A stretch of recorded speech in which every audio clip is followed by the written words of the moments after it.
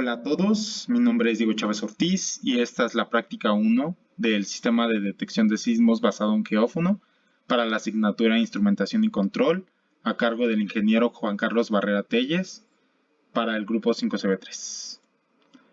Para analizar sobre el circuito y sobre todo el problema es indispensable saber qué es un sismo. Un sismo es un movimiento brusco de la Tierra ocasionado por la energía acumulada en las placas tectónicas. Es importante saber cuál es la naturaleza de la variable para el momento que la vayamos a estudiar. Ahora veremos qué es un transductor y un geófono. Principalmente un transductor es aquel que convierte una energía de una naturaleza en otra de otra naturaleza. Y un geófono es un instrumento que convierte energía de movimiento como mecánica en eléctrica y se usa y es muy usada por su sensibilidad. De hecho, si se busca en algún browser, arrojará que es muy utilizada para buscar fugas de agua, ya que es muy sensible y sigue el principio de un péndulo invertido, que tiene que ver mucho con la historia de cómo se desarrollaron los instrumentos para la medición de sismos a cargo de Emil Wiechert, con mejoras del de John Mann.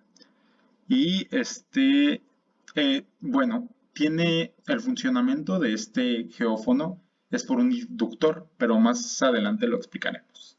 Un poco de la historia del geófono es de que, y de los instrumentos para la medición de sismos, es que antes se utilizaban un péndulo, donde en la punta se le ponía tinta con una aguja y en un papel grande iba marcando los movimientos. El problema es de que es como un péndulo, oscilaba y pues no era muy exacto ni muy práctico, era un instrumento totalmente erróneo.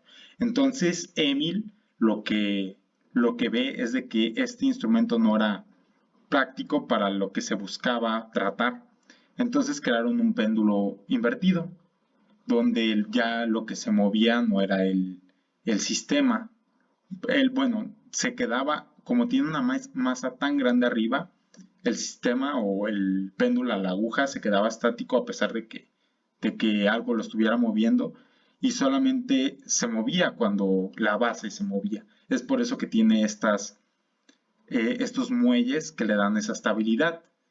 Y este fue el principio que, bueno, cuando se desarrolló era una masa demasiado grande de toneladas, en la que Emil pudo conseguir de una manera muy precisa encontrar las perturbaciones o el movimiento de la Tierra y captarlo de la manera en un papel y en una aguja de manera muy exacta.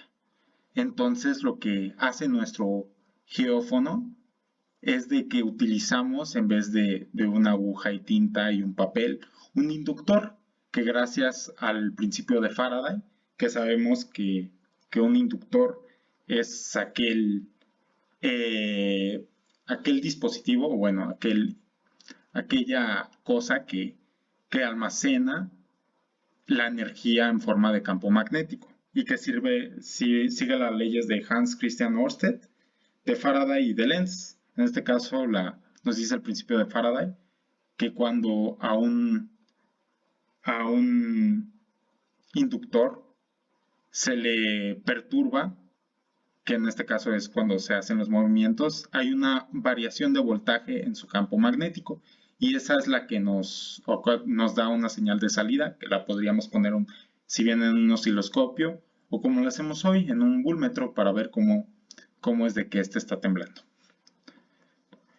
Ahora pasamos a ver mi circuito que yo armé. Este es el circuito armado y este es el diagrama del sismógrafo con voltmetro. Como primera etapa tenemos el transductor, que es el que capta la señal del entorno y que la pasa de una naturaleza a otra. Y como segunda etapa tenemos un buffer. El objetivo principal del buffer es de que acople las impedancias. El buffer es solamente un acople porque tiene una ganancia de 1 y cuando tenemos una ganancia de 1 es que lo mismo que entra, lo mismo que sale. Entonces tenemos que la impedancia de entrada infinito, la impedancia de salida 0 y así se acopla. Como segunda etapa, después de que ya hemos acoplado las impedancias, que es una parte muy importante, tenemos una etapa de un filtro activo pasabajas de primer orden. ¿Por qué activo? Como ya lo vimos en cursos de electrónica analógica, tenemos un amplificador operacional, entonces vamos a tener un filtrado y una ganancia, una amplificación. Vaya. ¿Cómo es que funciona esta parte del filtrado? Cuando la reactancia del capacitor bueno, cuando tenemos la frecuencia de lo que hace el filtro pasabajas es de que a través de una frecuencia de corte pasan todas las frecuencias que sean más pequeñas que la frecuencia de corte, por eso pasabajas, hombre. Lo pasan las bajas. ¿Cómo se calcula? Tenemos aquí la fórmula para la frecuencia de corte y nos da que 15.91 Hz es lo que pasa, la frecuencia de corte para este filtro pasabajas. Y lo que quería explicar de cómo funciona un filtro es de que cuando las frecuencias son muy altas, la XC representa la reactancia, entonces la reactancia va a ser pequeña a comparación de esta resistencia, entonces no pasan. Vaya, las frecuencias altas no pasan. En cambio, si son frecuencias más pequeñas, la reactancia va a ser más alta y vaya que pasa. Entonces tenemos, como vimos, que este filtro activo una ganancia y va a tener una ganancia de 11 ya que está dada a partir de estas dos resistencias. Tenemos una cuarta etapa que es otra etapa de amplificación donde también tenemos otro amplificador no inversor y este tiene la otra amplificación de 11, ganancia de 11. ¿Y por qué no amplificamos todo desde la etapa pasada? Es que es mejor tener una modularidad. Cuando tenemos modularidad y falla algo en nuestro circuito, sabremos a dónde irnos, aparte de que podremos evitar oscilaciones o algún error si queremos todo amplificarlo de golpe. Y pasamos a una quinta etapa, que es la etapa del voltmetro, que como ya lo vimos, a los amplificadores operacionales también los podemos usar como comparadores o como comparadores de histéresis.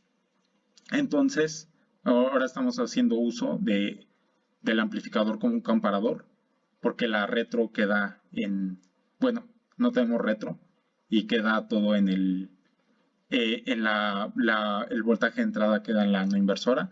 Entonces, pues vaya, para saber cuánto cae en cada LED, no basta más que con un divisor de tensión.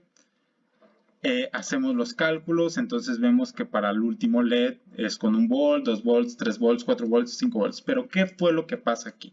¿Qué fue lo que sufrimos en la práctica?